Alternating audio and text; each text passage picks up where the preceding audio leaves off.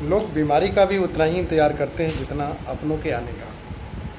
प्रायः देखा जाता है कि जब बीमारी शरीर में आती है सबसे पहले लोग उसको पालते हैं और इसके बाद सोचते हैं कि कितना जल्दी ठीक हो जाए। पालने का मतलब क्या है कि शरीर के अंदर कोई बीमारी आ गई तो आपका सबसे पहला काम है एक दुश्मन की तरह समझना कि आपके स्वास्थ्य के विपरीत दिशा में जाने वाला है, और ऐसी स्थिति में आपको क्या करना चाहिए। लेकिन प्रायः लोग करते क्या हैं, प्रायः लोग यही करते हैं कि धीरे धीरे ठीक हो जाएगा, या जब स्थिति बहुत बुरी हो जाती है तो फिर अगल बगल में एडवाइस लेना शुरू कर देते हैं। एक्सपर्ट ओपिनियन तो हमारे देश में चारों तरफ फैला हुआ है, और उस एक्सपर्ट तक जाने के पहले बीमारी को हम कॉम्प्लिकेटेड कर देते हैं। प्रायः ऐसा देखने को मिलता है। मित्र का इंतज़ार करना समझ में आता है, लेकिन किसी मरीज वाली स्थिति में यानी बीमारी को अपने शरीर में बना के रखना समझ के परे। प्रायः जिन डीजनरेटिव डिजीज जितने भी होते हैं, क्रॉनिक डीजनरेटिव डिजीज, उनके साथ एक प्रमुख बात ये होती है कि ये सभी बीमारी बहुत धीरे धीरे होती है, लिटिल चेंज, और प्रायः यहाँ पर इग्नोर लोग करते हैं। किस पॉइंट ऑफ व्यू से मैं इस पर अगर बात करूँ तो इग्नोर करने का बेसिक रीज़न क्या होता है, इतना माइल्ड चेंज होता है, लिटिल एरर। मतलब कि आप किसी डॉक्टर को अगर आप दिखाएंगे तो डॉक्टर तो यही बोलेंगे इससे घबराने की कोई ज़रूरत नहीं है। प्रायः ऐसा सुनने को मिलेगा आपको। ये सर्दी खांसी बुखार नहीं है जिससे घबराने की ज़रूरत नहीं है। सर्दी खांसी बुखार यानी कोई भी एक्यूट जो प्रॉब्लम्स होते हैं, आदमी को इतनी तकलीफ़ देते हैं कि तुरंत उससे निजात पाना चाहते हैं। लेकिन क्रॉनिक डिजनरेटिव डिजीज जितने भी होते हैं, जिनमें माइल्ड चेंजेस होने में भी बहुत समय लगता है, उनको होने पर आपको पहले तो सिम्टम नहीं आते, और सिम्टम आने के बाद जैसे जैसे सिम्टम आने शुरू होते हैं उस प्रक्रिया में आप टॉलरेट करने की शक्ति बढ़ा लेते हैं। क्योंकि एक कहते हैं ना, जो चीज़ आपके जीवन में धीरे धीरे आए वो धीरे धीरे जगह भी बनाएगी और आपको एहसास भी होने देगी कि आपके शरीर में क्या हो चुका है।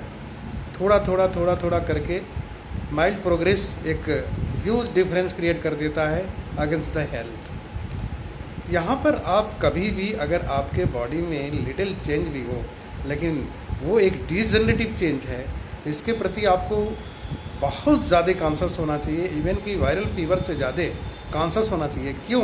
क्योंकि जो लिटिल चेंजेस होते हैं डिजनरेटिव डिजीजेस, वो आपके शरीर में जो परिवर्तन करने वाले हैं ना, वापसी होने का बहुत कम चांस है। फॉर एग्जांपल, अगर किसी को डायबिटिक हो तो डायबिटिक एक दिन के अंदर नहीं होता, ये बहुत लंबा चेंज है पैंक्रियाटिक फंक्शन का।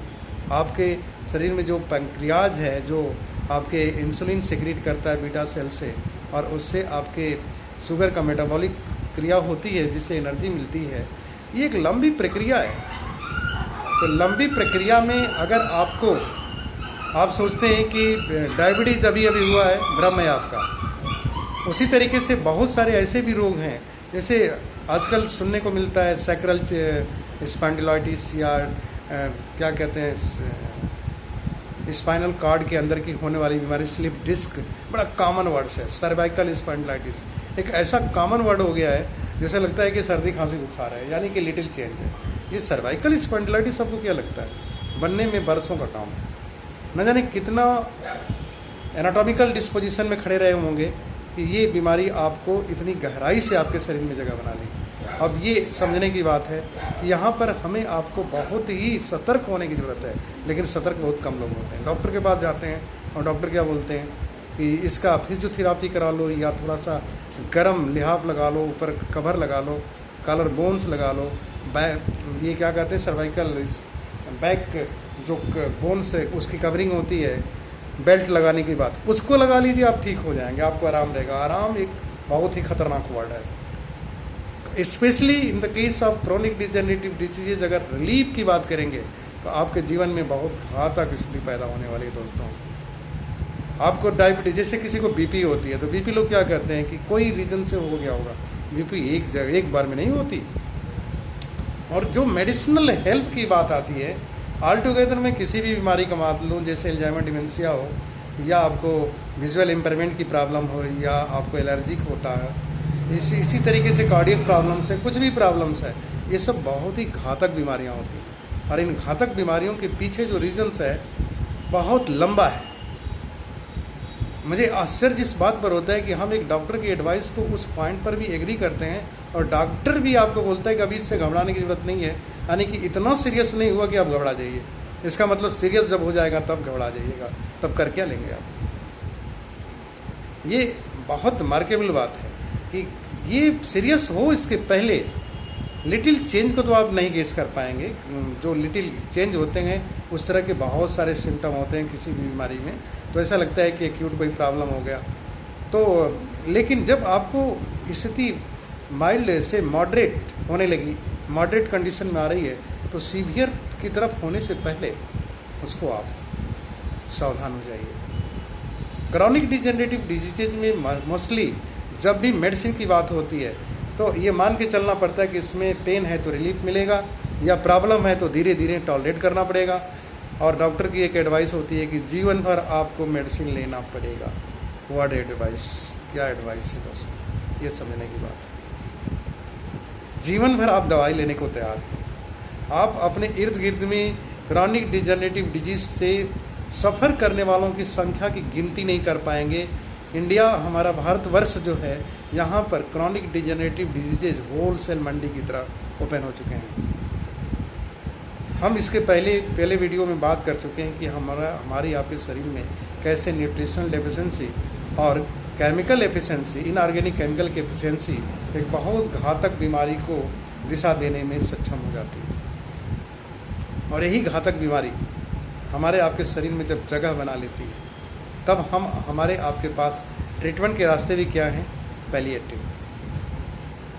सबसे बड़ी चीज़ ये है कि deviation from the health rules, जैसे ही थोड़ा सा भी आप अपने हेल्थ से डेविएट करते हैं, आपको समझना चाहिए कि आप एक बहुत लंबी बीमारी की तरफ जाने वाले हैं। आज के डेट में जो बीमारियों की स्थिति होती जा रही है, उसके पीछे जो हम लोगों का तो 99.99% कारण है कि हम उसको मेडिसिन की तरफ जाते हैं और फास्ट रिलीफ की तरफ जाते हैं। ये भूल जाते हैं कि बीमारी क्या है। माय डियर फ्रेंड्स, इस समय हम आप सभी लोगों को इस बात को बहुत गौर से समझने की ज़रूरत है। ये बीमारियां जो कभी वायरल बीमारी डिजीज़ जो होते थे, या ऑल ऑफ सडन चेंज जो मौसमी परिवर्तन से होते थे, उनकी मात्रा जो बढ़ती थी और 2-4 दिन 5 दिन में रिकवरी भी हो जाया करती थी, वो समझ में आती है कि वो सडन चेंज होता है, आप केयरफुल नहीं है। लेकिन जो स्लोली आपके शरीर में ये परिवर्तन होते जा रहा है, किस तरीके से हमारे शरीर में केमिकल का समावेश हो रहा है और कैसे ये बीमारियों का रूप पकड़ते जा रहा है, हर व्यक्ति को पता है। किसान को सबसे ज़्यादा पता है, और किसान के साथ साथ हर व्यक्ति जो परचेजिंग करने जा रहा है उसको भी पता है। ये ऑर्गेनिक की जो बात की जा रही है, ये ऑर्गेनिक प्रोडक्ट्स अगर हमारे होते तो हमें आपको नुकसान नहीं करते, बिल्कुल सही बात है। लेकिन ऑर्गेनिक की जो बात करते हैं हम लोग, बात करने से तो कुछ नहीं मिलने वाला। आप कहते नहीं कि कोई चीज़ एक बार हो गई है तो उसको जाने में तो वक्त लगाएंगे, लेकिन आने वाली जनरेशन को तो हम रोक सकते हैं ना, उन जनरेशन को तो सही दिशा दे सकते हैं। जैसे हमारे हाथ में जो मोबाइल है किसी और देश का हो सकता है, किसी और भी कंपनी का हो सकता है। मोबाइल को बदलने में जब तक ख़राब ना हो तब तक नहीं बदलेंगे, लेकिन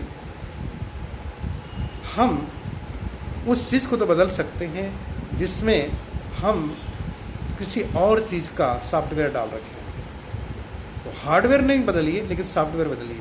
उसी तरीके से हम आप जो एक लंबी यात्रा में चल चुके हैं क्रॉनिक डिजेनरेटिव डिजीज़ की तरह, तो हम लोगों को बदलने में तो बहुत समय लगेगा, मे भी कि ना बदलें, तकलीफ़ों के साथ जिए ये। लेकिन जो कमिंग जनरेशन है उनको हम दिशा दे सकते हैं ताकि वो कम से कम इस तरह की परेशानियों से ग्रसित ना हो। तो हमारी आपकी बहुत ही बड़ी रिस्पॉन्सिबिलिटी बनती है कि हम जो चीज़ सर्वे में देखते हैं, सर्वे एक हम जनरली देखते हैं, लोगों को बताने में बड़ा गर्व होता है। न्यूज़ रीडर भी ऐसे बोलते हैं जैसे लगता है कि बहुत ही आश्चर्यजनक के साथ खुशी का विषय बता रहे हैं। भाई साहब ये बता रहे हो कि 60% cardiac disease in the world India में है, पूरे विश्व का 60% कार्डियक डिजीज भारत में है। ये विचारणीय नहीं, बहुत गंभीर समस्या है। 80% to 90% Indian are suffering from protein deficiency, एक बहुत गंभीर समस्या है। ये न्यूज़ हेडलाइन नहीं है, ये इतनी बड़ी तकलीफ़ की बात है कि हमें आपको इस न्यूज़ को जितना जल्दी हम पिछली लाइन से हटा के पीछे हटा दें, ये इम्पोर्टेंस है। कोई भी चीज़ हाईलाइट इतना मत करो कि उसके हम आदी हो जाए। हम अब बीमारी जैसे बीपी की बात करो, हर चौथा पांचवा तीसरा आदमी डायबिटीज़ का बीपी का रोगी है। तो इतना प्रचलन जैसा हो गया है कि कोई बात नहीं है। ये मामूली बात है क्या? सतर्कता इंसान को बहुत सारे समस्याओं से बचाती है, और सतर्कता के लिए हमारा अपना खुद का सोच होनी चाहिए। हम किसी का इंतज़ार क्यों करेंगे? कोई हमारे पीछे लाठी लेके खड़ा होगा तभी हम डिसिप्लिन का पालन करेंगे। कोई भी नियम बनते, मानवीय नियम हो, धार्मिक नियम हो, सामाजिक नियम हो, देश का कानून हो या प्राकृतिक नियम हो, वो नियम कहीं न कहीं हमारे आपके बेहतर रहने के लिए है। उसी तरह से स्वास्थ्य का नियम भी, स्वस्थ बने रहने का नियम हमारे आपके जीवन में इसलिए बनाए गए हैं कि हमेशा हम स्वस्थ रहें। उस नियम को तोड़ करके हम सोचें कि चलो क्या होता है, ये ऐसा चीज़ है जो एक बार हो गया तो हो गया। आप रिकवरी करने में अपने जीवन की जितनी भी अर्निंग है ना, सब लगा सकते हैं, हो सकता है। क्योंकि स्वास्थ्य एक ऐसी समस्या है जो अचानक तो हो नहीं रही है, और स्पेशली क्रॉनिक डिजनरेटिव डिजीज जो हैं अचानक नहीं होते। तो ऐसी स्थिति में कोई व्यक्ति कैसे सोच सकता है कि चलो जब होगा तो देखा जाएगा। आप उस रास्ते पर जा रहे हैं जिधर गड्ढा खुदा हुआ है, जानकारी में, तो गिरने के लिए क्यों तैयार हो रहे हैं? जो आज सर्वे है अल्पता का, ब्लड की कमी का, खून की कमी अधिकतर हमारे यंग जनरेशन से लेकर अर्ली वार्ड लोगों में हो चुका है, होते जा रहा है, उसके पीछे क्या चीज़ है? हमें आपको इस चीज़ों को बहुत ज़्यादा ख्याल करना पड़ेगा, और जब तक हम ख्याल नहीं करेंगे तब तक हम बीमारी से नहीं बच पाएंगे। अगली हमारी कंटिन्यूटी होगी, इस पॉइंट्स पे बातचीत होगा, और हमारा एक सोच रहता है कि अगर एक भी व्यक्ति को हमारी बात से सतर्कता आती है तो हमारे लिए ये वीडियो सक्षम होता है, मतलब सक्सेसफुल है, सफल है। और स्पेशली जो यंग जनरेशन है, हमारी यंग जनरेशन जिस तरफ जा रही है, जिस तरह से फास्ट फूड है उसी तरफ फास्ट लाइफ है, उसी तरफ फास्ट लाइफ के साथ फास्ट सक्सेस है, और फास्ट सक्सेस के साथ फास्ट जो है परेशानियां भी हैं। आप समझ सकते हैं इस चीज़ को बहुत गहराई से कि किस कीमत पर आप अपनी उपलब्धियां पाते हैं। मतलब कि एक अर्निंग एबिलिटी पैदा करने में 25-30 साल की मनी, टाइम, एनर्जी लगी हुई है, और इसके बाद जो आपकी उपलब्धियां हैं, उन उपलब्धियों को कंटिन्यू रखे रहने के लिए आप अपने जीवन का प्रतिदिन 10 घंटे 8 घंटे उन उपलब्धियों को बनाए रखने में दे रहे हैं। जो उपलब्धियां हैं आपके जीवन को बेहतर बनाने के लिए, जिनका संबंध करेंसी से है, पैसे से है, या आपके मान सम्मान जो कुछ भी है उसका संबंध आपके जीवन से है। यहाँ पर जो उपलब्धियां हैं, जिस पर्पज़ से उपलब्धियां लिया आपने, जैसे आपने कोई लक्ष्य हासिल किया और उसके पीछे कुछ उपलब्धि है, तो क्या वास्तव में जो कीमत आप दे रहे हैं उसके पैरेलल ये उपलब्धि है? ज़रा सोच के देखिए। आप अपनी एनर्जी, टाइम और मनी, तीनों चीज़ें देने के बाद आपके जीवन की क्या उपलब्धियाँ हैं,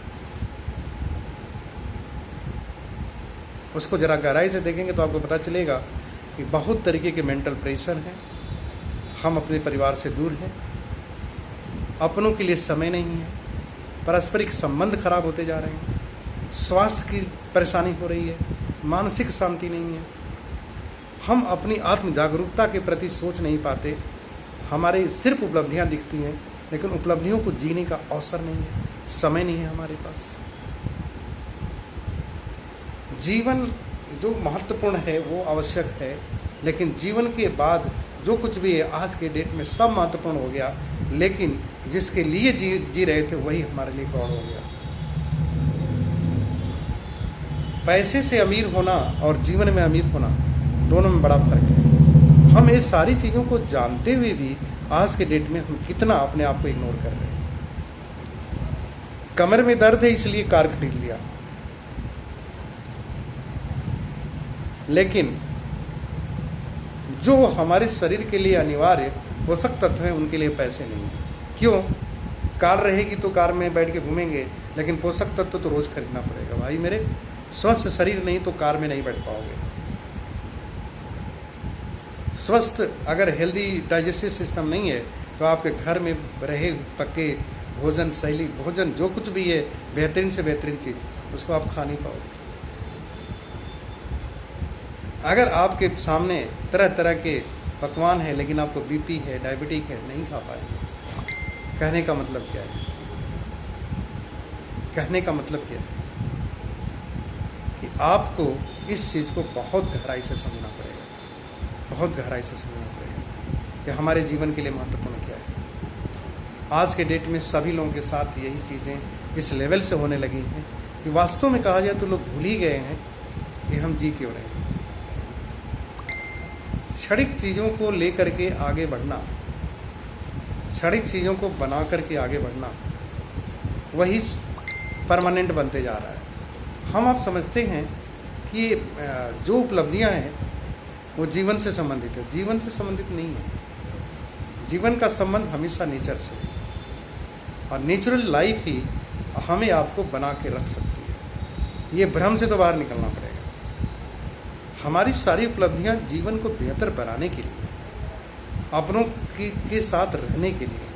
अगर ये उपलब्धियां आपको अपनों से दूर कर रही हैं, अपनी खुशी को, अपने जीवन को नहीं बेहतर बना रही हैं, तो एक बार प्रश्न जरूर करिए अपने आप से, इन उपलब्धियों की सार्थकता क्या है।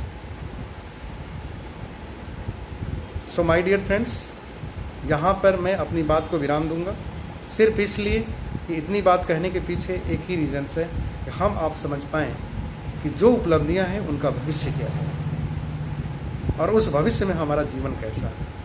अगर जीवन बेहतर है तो उपलब्धियाँ आपके लिए हमेशा बढ़ती रहें, मिलती रहें।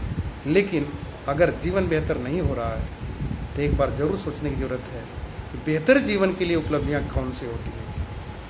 और निसंदेह उसमें लाइफ सेंटर में होगा, नेचर सेकेंड उसको सरवाइव करने के लिए होगा और करेंसी स्टाइल देने के लिए होगा।